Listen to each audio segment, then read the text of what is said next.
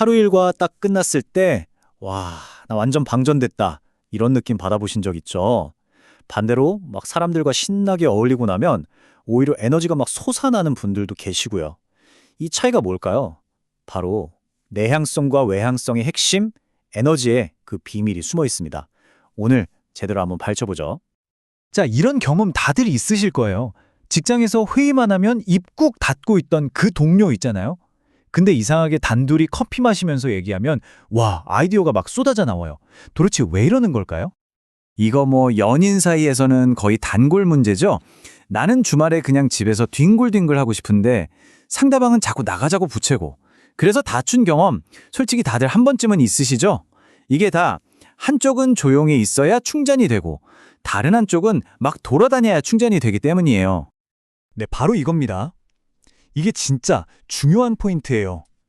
누가 맞고 틀리고 누가 더 좋고 나쁘고 이런 문제가 전혀 아니라는 거죠.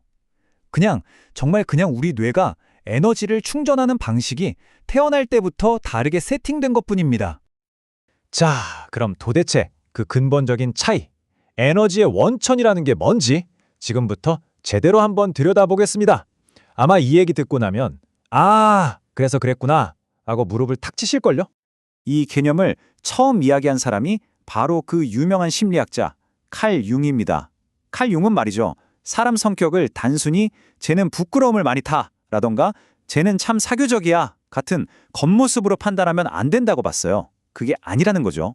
진짜 핵심은 우리 에너지의 방향이 안쪽을 향하는지 아니면 바깥쪽을 향하는지에 달려있다는 겁니다. 자, 이 표를 한번 보시죠. 정말 재밌어요. 첫 줄, 에너지 충전 방식부터가 완전 다르죠.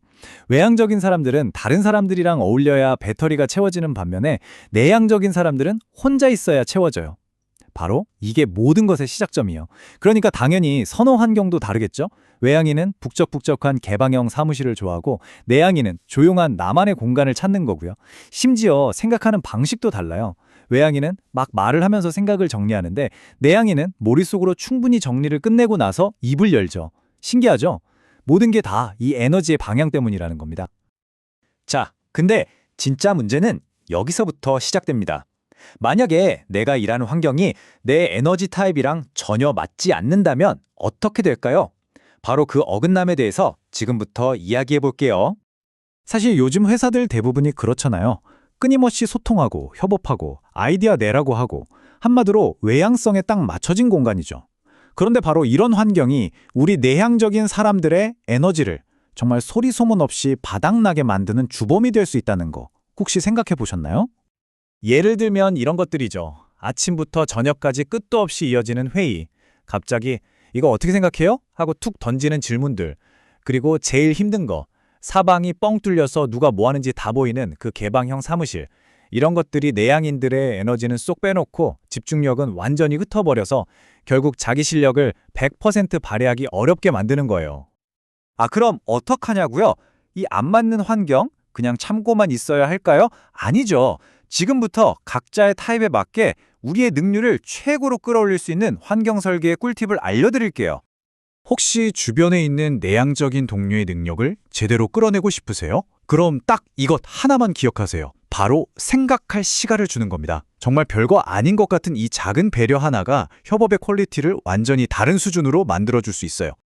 만약 이 얘기를 듣는 여러분이 내향적인 분이라면 이제부턴 스스로를 지키는 전략이 좀 필요해요. 회의 들어가기 전에 안건을 미리 달라고 해서 생각을 정리해두고요. 갑작스러운 질문에는 당황하지 말고 그 부분은 제가 잠시만 생각해보고 말씀드릴게요 라고 당당하게 말하는 거예요. 그리고 진짜 중요한 집중 업무를 할 땐 누구의 방해도 받지 않는 나만의 동굴 같은 공간을 꼭 확보하는 게 핵심입니다. 그럼 반대로 외향적인 분들의 강점은 어떻게 써먹어야 할까요? 이분들의 넘치는 에너지는 팀 분위기를 끌어올리는 데 최고예요. 그리고 아이디어가 막 터져나오는 브레인스토밍 회의 같은 거 자주 열어주면 정말 좋아하죠. 혼자 끙끙 앓게 두는 것보다 다른 사람들이랑 가볍게 수다 떨면서 에너지를 충전하고 새로운 영감을 얻을 수 있도록 판을 깔아주는 게 훨씬 더 효과적이라는 겁니다. 자, 이제 거의 다 왔습니다. 가장 중요한 결론이에요.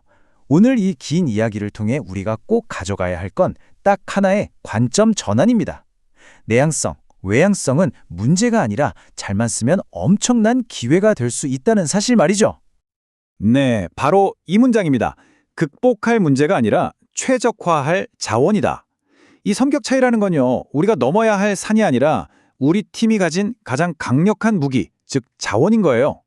서로가 어떻게 다른지 이해하고 그 다름을 잘 활용하기 시작할 때 그때 정말 상상도 못했던 시너지가 폭발하는 겁니다. 결론은 정말 간단해요. 서로의 에너지 충전 방식을 존중해 주는 것. 딱 그것만으로도 회사에서 생기는 쓸데없는 오해나 갈등은 확 줄어들 거고요. 우리 팀 전체의 효율은 아마 깜짝 놀랄 만큼 올라갈 겁니다. 자, 이제 마지막으로 여러분께 질문 하나 던지면서 마무리할게요. 오늘 이야기를 듣고 나서 여러분의 에너지를 100% 발휘하기 위해 여러분의 하루와 여러분의 공간을 어떻게 한번 바꿔보시겠어요? 아주 작은 변화 하나가 여러분 안에 잠자고 있던 엄청난 잠재력을 깨울지도 모릅니다.